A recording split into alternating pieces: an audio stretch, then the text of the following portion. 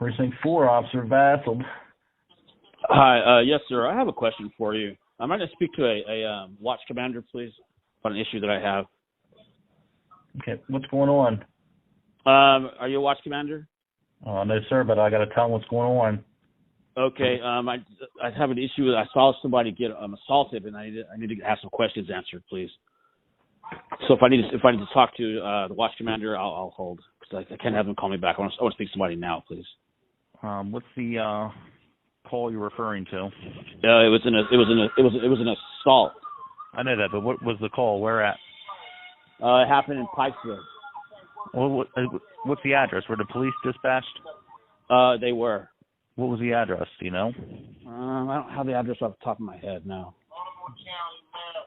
Okay. Was this tonight or earlier today?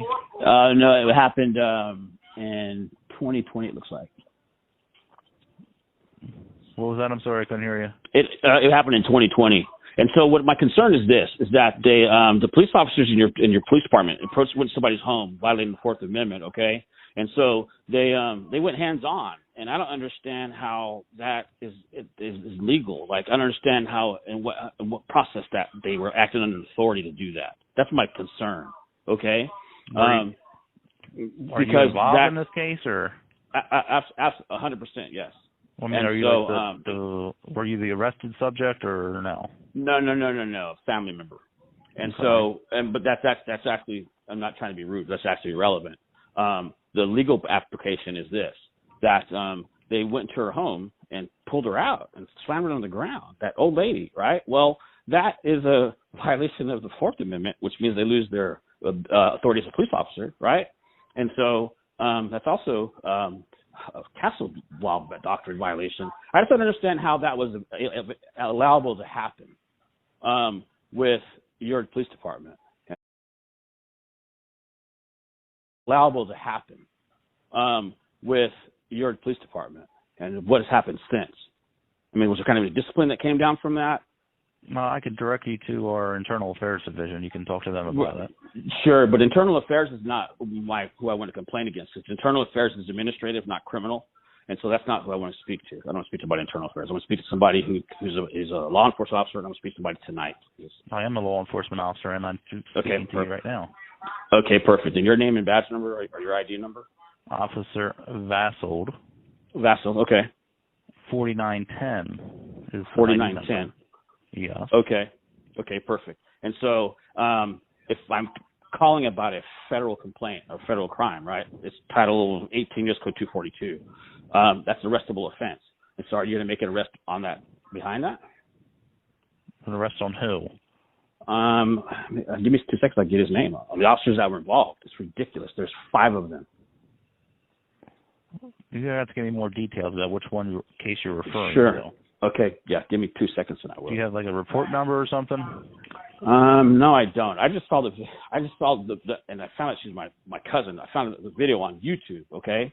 And so the fact that it happened on the 6/12 of 2020, and so the officer went to these people's house because he said that it was a disorderly conduct issue because there was an argument going on at another house. Okay, well, disorderly conduct is not a crime. That's it's an infraction. Okay, because there's no injured party. It is a crime. Yes, it is. It's a crime.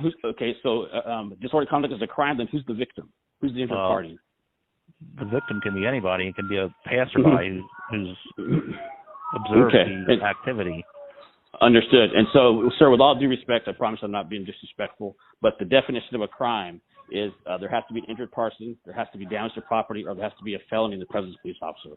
That's a crime. Okay? Otherwise, it's an infraction. Can you tell me what law school you went to again? What law school I went to? Yeah, I missed it. Do I have to be in? Do I have to go to law school to know the law? Is that what you're saying? No, I didn't. That's not what I'm saying at all. Okay, so why would you bring up law school? Because I'm asking you what law school you went to. Well, what law school did you go to? I mean, you know the laws just as well as I do, right? No, I probably know them better than you. Yeah. Okay. I pray for you that you do because you're a law enforcement officer. But anyway, it's Thurgood Marshall in Houston. In case you wanted to know about that. Thurgood Marshall in Houston. Yes. Okay. What year did you graduate? And so, oh gosh, I'm an old man. I'm probably older than you. 1998. Okay. And that's also beside the point. But what I'm saying is this. So you and I are talking right now, and you're in your official capacity under the color of law. I'm listening to you, yeah. Right. I'm saying, so that is assault, right? Because if there was disorderly conduct's not a crime. It's a commercial crime, not a criminal one. Okay? And so there was no reason for them to even go to her home, especially go inside the home and then take her out of her house. That's a Fourth Amendment violation, at the very least, because he didn't have probable cause for warrantless arrest, right? Okay. And so I want to know what happened after that. Was there any kind of discipline? Did that officer get arrested? Well, I wish I could tell you, but unfortunately I wasn't here back then. So, like I said, I could refer you to Internal Affairs, and you can speak to them about the case, and they can diverge any information they want. Right. Is there a criminal investigations unit instead of Internal Affairs? I don't want to speak to Internal Affairs. There is criminal investigations units, but they didn't investigate this. So Internal Affairs would have investigated it, yes. Why not criminal? I'm just asking you a question. You're asking the wrong person questions. All I am is a police officer. I don't get. Well, you said you do the law more than I did, right? Like, that's what you said. And so, words have meaning, right? And so I'm asking you a legal question. And I just told you. How about I'll give you the phone number to Internal Affairs. You can call them about the case, and they can give you any information they want. They're the ones that investigated it, not me. So. Okay, so what's I can't tell you any details on it. 410. What's it? 410. 887. 2300. 2300. And who would I speak with? You can ask for anybody up there. You have to call them during the day. What kind of captain or sergeant that somebody's name that's worked there? Can you give me a name, please? Sir, I wish I could tell you who was working there. I don't know who's handling. You don't know anybody that works in Internal Affairs? No, actually, I don't. That's actually probably a good thing. What was your name again? I'm sorry. Yeah, you're right. It is actually. Yeah. Yeah. It's Officer Vassold. Vassold. Spell that. V as in Victor. A-F. A-S-S.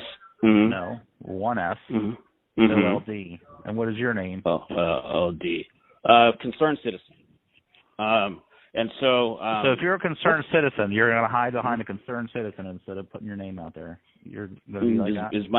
Is my name necessary? Is my name necessary?